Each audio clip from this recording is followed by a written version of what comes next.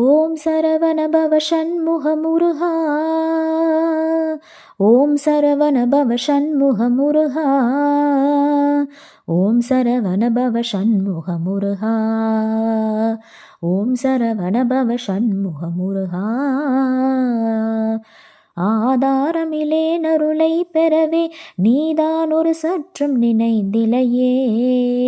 வேதாகம ஞான வினோதமன தீதாசுரலோக சிகாமணியே.